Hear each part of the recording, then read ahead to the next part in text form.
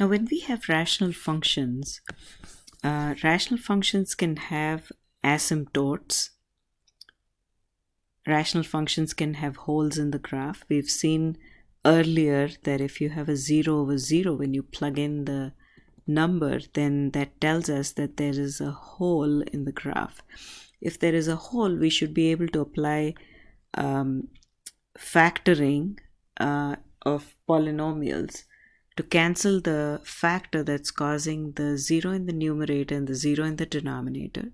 So we try factoring, and once we cancel the factor that's causing the zeros in the numerator and denominator, we plug in the value again and find the limit. Now, this is what a hole looks like. Now, rational functions can also have vertical asymptotes. So the vertical asymptote could look like this.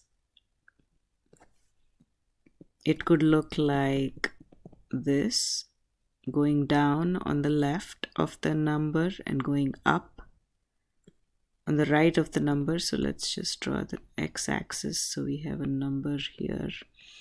Let's say that's our, so let's say that's a 1. So there's a vertical asymptote at 1. Here there's a vertical asymptote, let's say at -1. We could also have a situation where there's an asymptote with the function going up on either side, or we could have a function, we could have an asymptote where the function is going down on either side. So going up indefinitely would be going to positive infinity. Going down indefinitely would mean going down to negative infinity. So in this case, negative infinity to the left, positive infinity to the right. In this case, positive infinity and positive infinity both on the left and right of the asymptote, and then negative infinity and negative infinity on either side of the asymptote. So when x approaches 3 from the right, okay, we're approaching 3 from the right. So first we plug in the number to get a 1 over 0. So if it's a 0 over 0, it's a hole.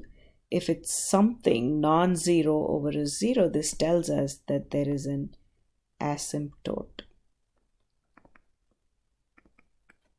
We know that the answer is going to be infinity. The blank that we have to fill is, what is the sign of this infinity? So when we come across a situation like this, let's think about whether we are approaching 3 from the right or from the left. So if we are approaching 3 from the right, that tells us that we are looking at numbers greater than 3 but getting closer and closer to 3. So just to determine the sign, all we need is a number close to 3 but greater than 3, because that's a plus.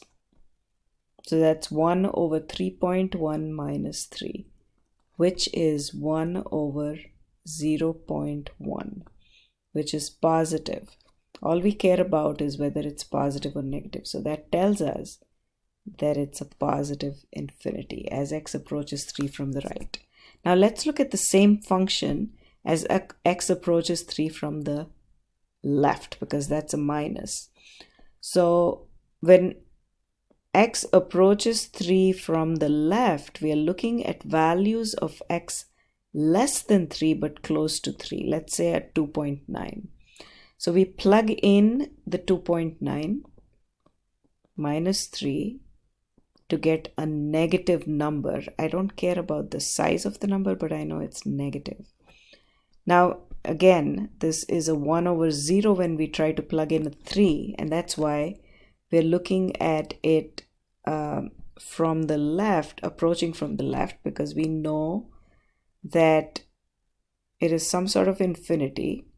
The only blank we're trying to fill is this. Is it a positive or a negative? And this tells us, since we plugged in a number close to 3 but to the left of 3, this tells us that it is a negative. So that would be a negative infinity.